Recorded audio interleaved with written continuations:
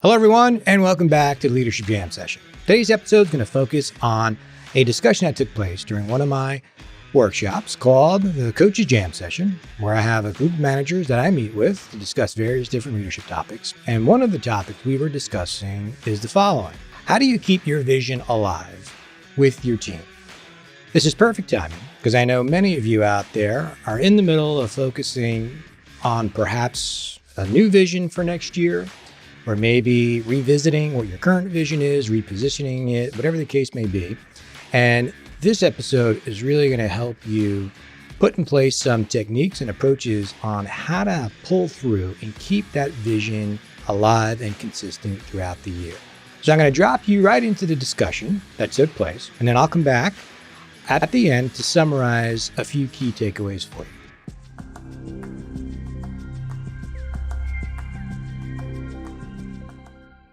So part of this is you do have to first start with the message itself, the vision, right? You got to keep it simple, and it has to be a sticky message. Part of the reason why messages or visions don't stay alive is because they're long, they're convoluted, hard to even follow it along, right?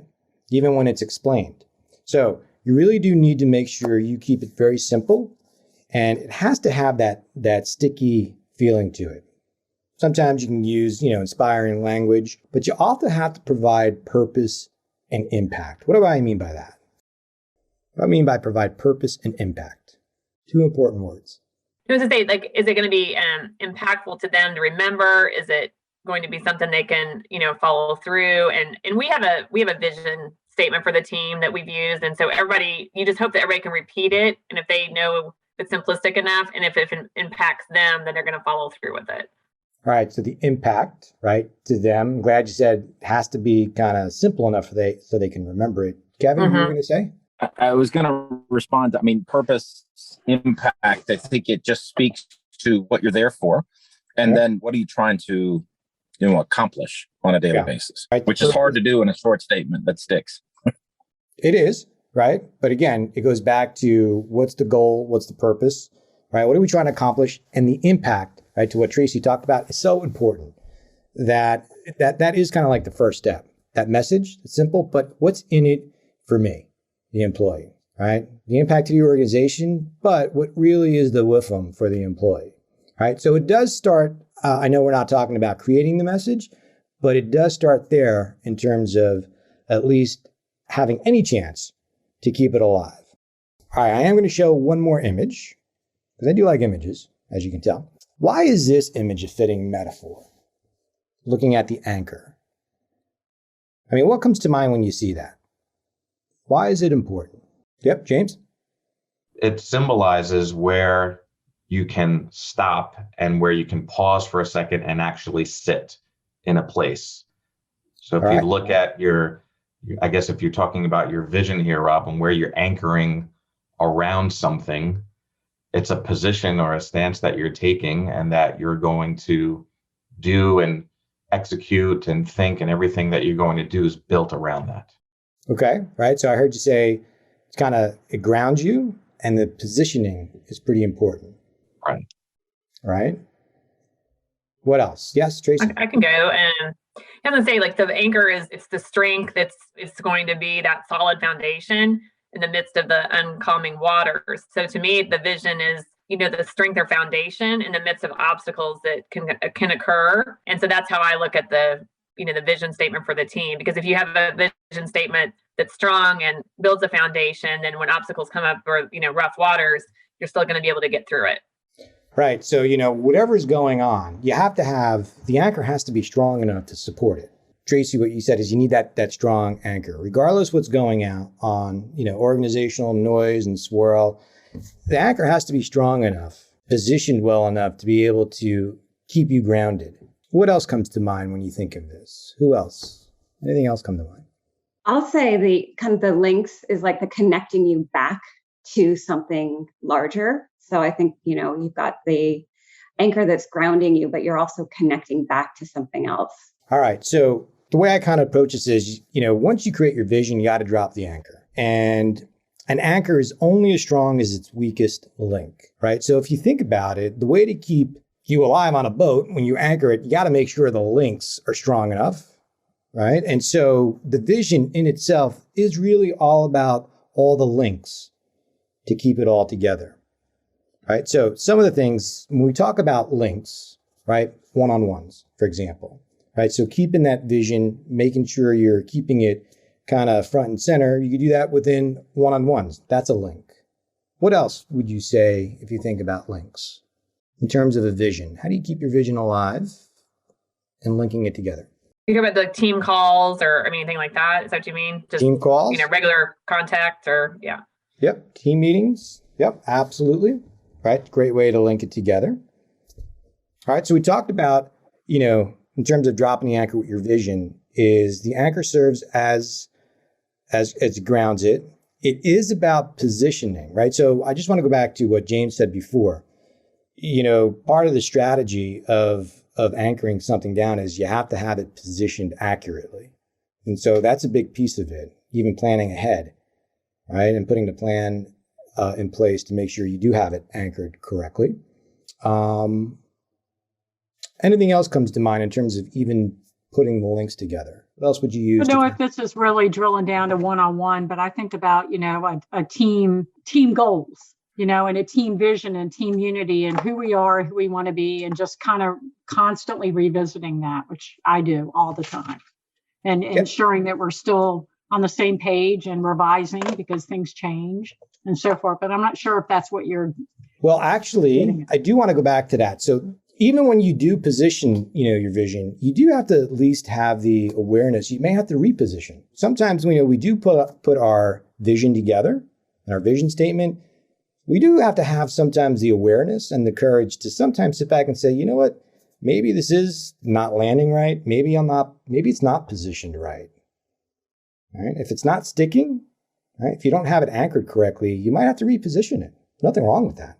Hard to do though, right? To kind of sit back and say, maybe I don't have this accurate. What else?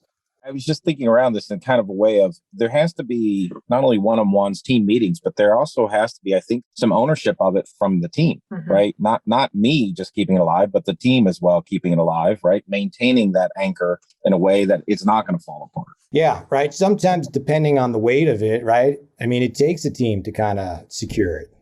Right. So 100% accurate. Yep. Jim, I think that's a critical. Yeah, I think it's a critical point. I've mentioned this a couple of times in our previous during our previous sessions, but we got a new VP of sales this year, and he's, brought in a few ideas that that we all bought into. And one of the things he always talks about is when you hear your team parroting these things back to you, or not just parroting it, but speaking about it in in the course of normal business. He's like, that's when that the anchor hooked. Kevin's point, I think, is spot on. It can't just be, the leader saying, hey, look, this is what we're focused on, right? Everyone's got to rally around that and start adopting it and kind of weaving that into what they do and what they talk about and how they think about the business. I think otherwise it's not going to stick.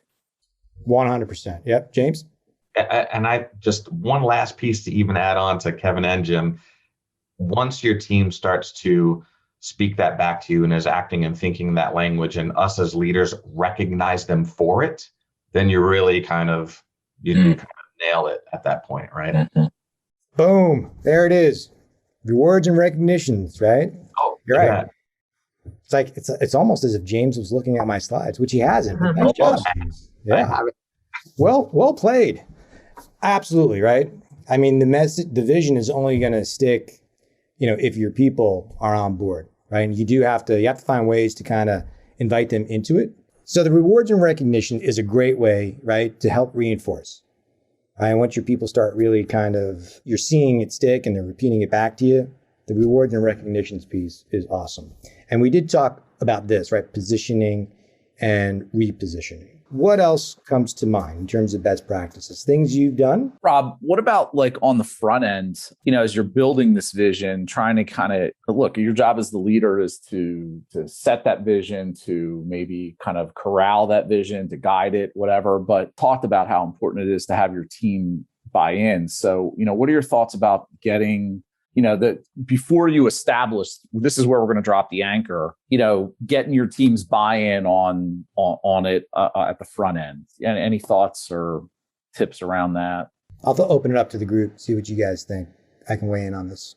I was going to say, I think that's a great point, Jim, because I was just sitting here thinking, we've had the same vision statement for quite some time and they can repeat it back, but I think it's something that should be looked at periodically. And I think as our businesses change and different things going on, I was actually sitting here thinking, I need to have them vote as a team again. Let's submit your vision statements, each one of you separately, then we'll vote on it as a team as which one really fits us right now. And then we go that way, because then they have the buy-in of it. I did that before the previous team, but I think it's just circling back to that is the positioning statement where it is now, is it apropos to what our environment is? So that's what I was going to do. Just listen to this conversation, coming up here at the end of the year. So January 1, we have a new start with a new vision statement. So. Yeah, it's interesting you say that, Tracy. I plan on doing that next week. We're getting my team together and we have like 2 sets of goals. We had, because I built my team just this time last year to launch in January 1st. So we have launch goals, what we wanted to achieve as a team as it pertains to sales and launch, and then who we wanted to be as a team. What's our team identity? What do we want to be? And that's pretty much staying the same, that portion of it, but the launch has to move and change periodically. So revisiting that next week to see what we want to be. So I'm a firm believer and everybody has a say in what the team is and so forth. I don't dictate that. I want everybody to have the input. It's really driven by the team. Other thoughts or comments? I would say I agree with Denise and Tracy. I think the most purposeful and connected statement really comes from having everybody involved in creating it. So they're all engaged, they're an active participant, and they're bought in, and they can each hold each other accountable to that then. Getting that buy-in from your team. I 100% agree with everyone. As you can see, keeping the vision alive does start at making sure that message sticks. And part of that is making sure your people are involved in helping to create it, right? Because then they own it as well, right? So you do want to recruit ambassadors, if you will, right? Or advocates of the message, because they're going to be the ones on the ground behind the scenes when you're not there pushing it too. So Kevin?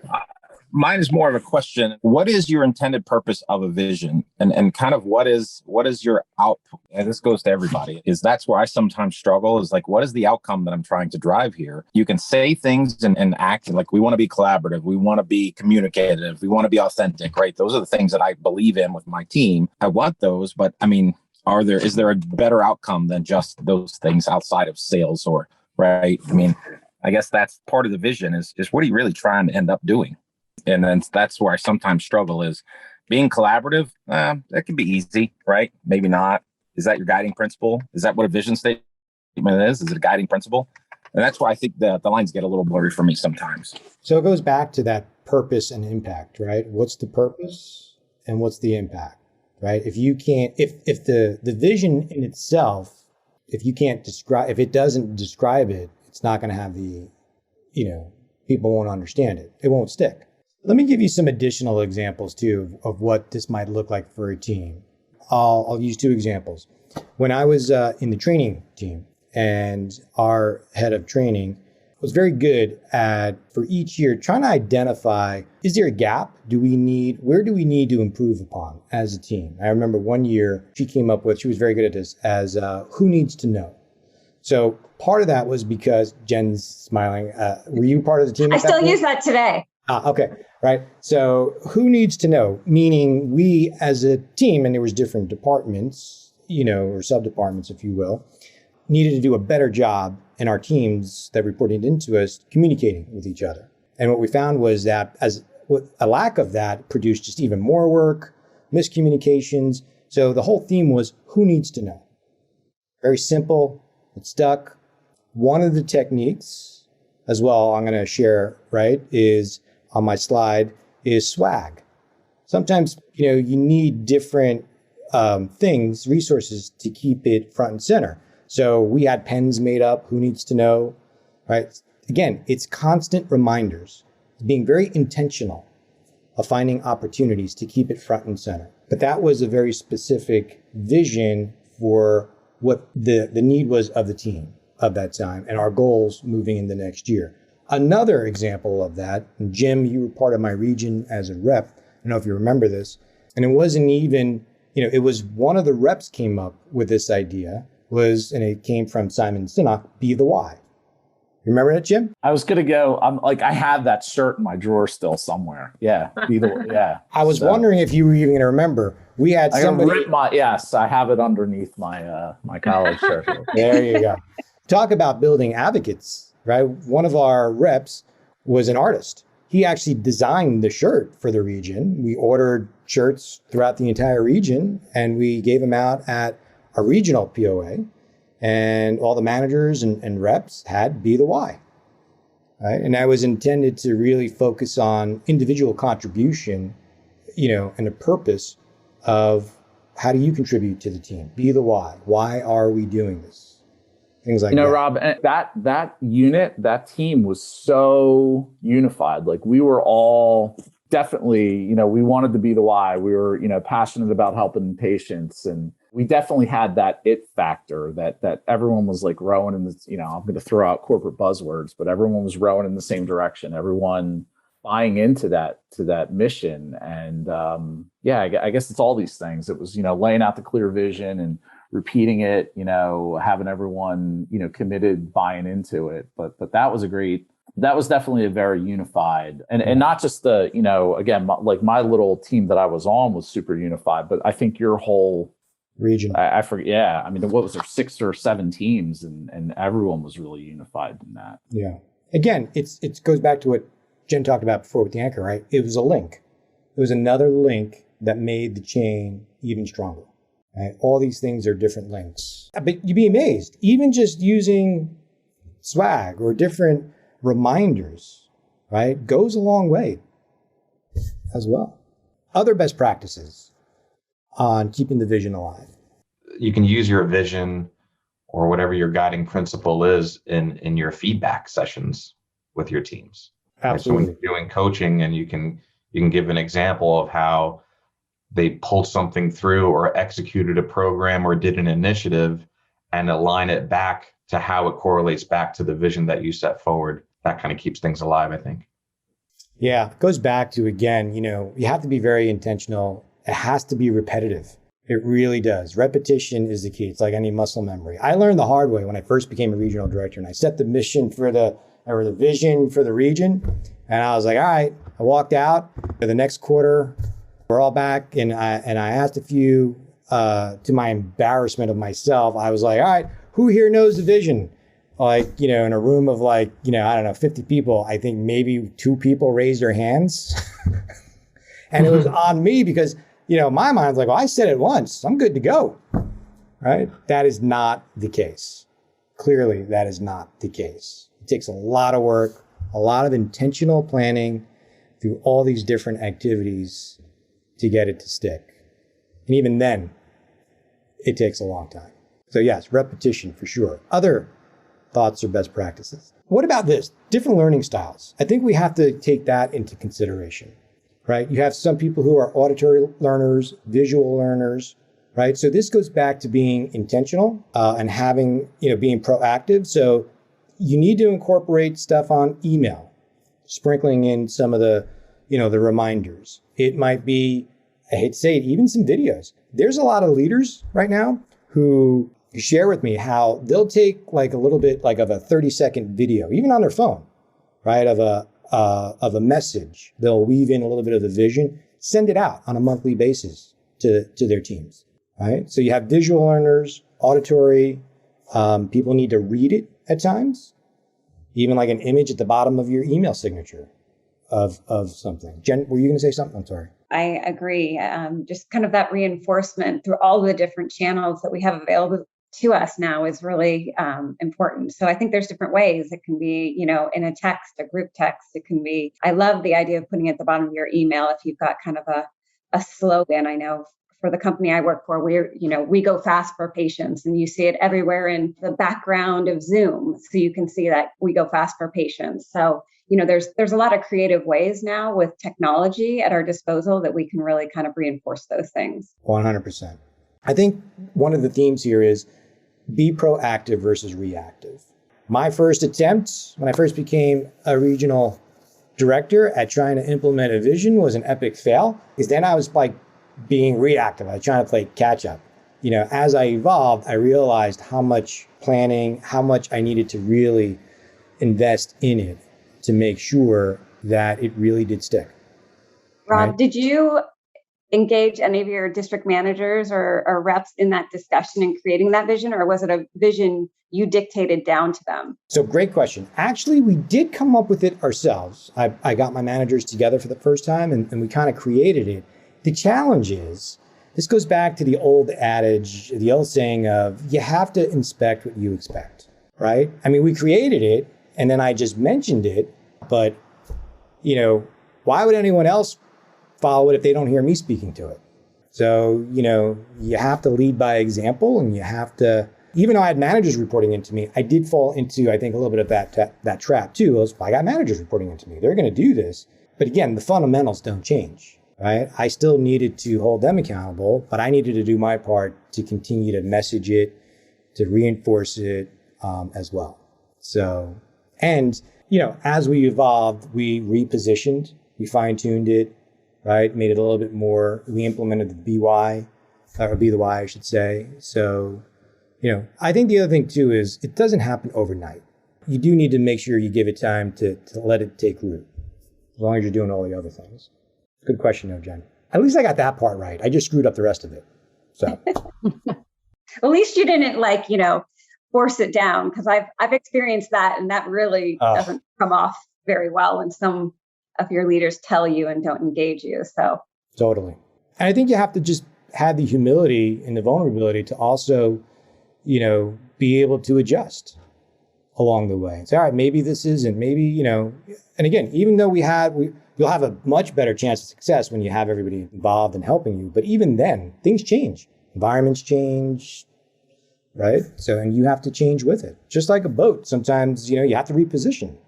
Tides change, things change. All right, so let's talk about a few key takeaways for you. First and foremost, it all starts with the creation of the message. You really do need to make sure you keep it simple, that it provides purpose and impact.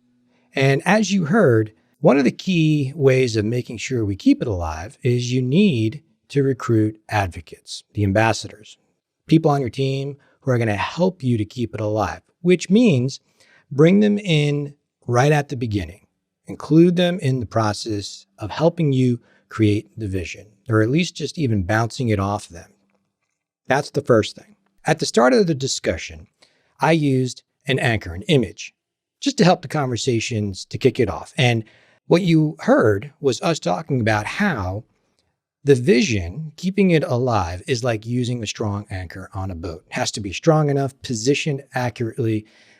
The links, the anchor chain links, is an important concept in terms of keeping that vision alive. And each link has to be strong enough to keep that boat secured, or your vision secured, in all different types of elements, choppy waters, rough waters, changing tides, whatever the case may be.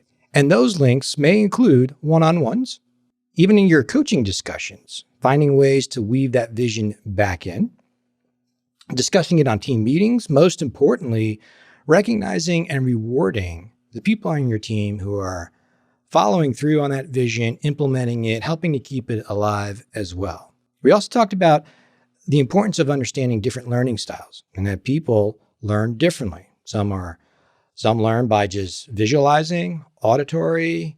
Some people just need to read it. So you as a leader, you need to be very intentional in terms of making sure you're repeating the message, your vision, consistently, and by using various different channels to do that, whether it's email, technology, sending out videos, whatever the case may be. But most importantly, you as the leader, you own the responsibility of leading by example and inspecting what you expect. You need to hold your people accountable to the vision as well. I appreciate you listening to this episode. And so we'll put all of these key takeaways in the show notes for you. And I want to just take the time to thank you for listening to today's episode. And if you like what you hear and see, please make sure you subscribe. And we'll see you on the next episode of Leadership Jam Session. Thanks. Take care.